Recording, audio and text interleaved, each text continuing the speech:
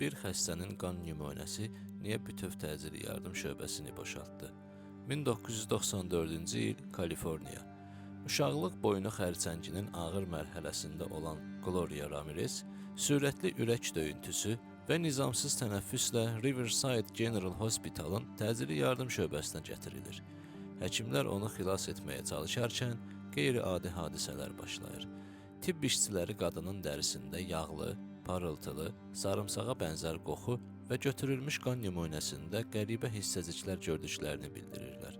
Bir müddət sonra otaqdakı əməkdaşlarda baş gicəllənmə başlayır, bəziləri isə huşunu itirir.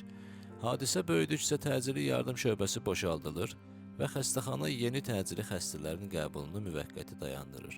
Rəsmi məlumatlara görə həmin gecə təxminən 30 tibb əməkdaşında müxtəlif əlamətlər müşahidə edilir. Gloria Ramirez isə bütün müdaxilələrə baxmayaraq həyatını itirir. Bəs buna nə səbəb olmuşdu? ABŞ-ın Lawrence Livermore Milli Laboratoriyasının alimləri bir kimyəvi senari irəli sürdülər.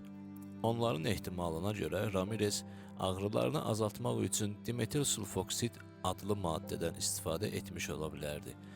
Nəzəriyyəyə əsasən dimetil sulfoksid əvvəlcə dimetil sulfona, daha sonra isə son dərəcə zəhərli dimetil sulfata çevrilmiş ola bilərdi.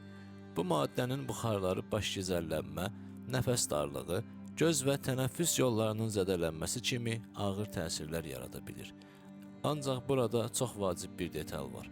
Dimetil sulfat Ramirezə və ya xəstəxananın havasına dair analizlərdə birbaşa aşkar edilməmişdi. Onun qanında yalnız bu nəzəriyyəni müəyyən qədər dəstəkləyən yüksək sulfat səviyyəsi tapılmışdı. Buna görə də laboratoriyanın açıqlaması elmi məqalədə mümkün kimyəvi izah və hipotetik senari kimi təqdim edilmişdi. Sübut olunmuş nəticə kimi yox. Beləliklə mətbuatın sonradan zəhərli qadın adlandırdığı Gloria Ramirez əslində heç kəsi bilərəkdən zəhərləməmişdi.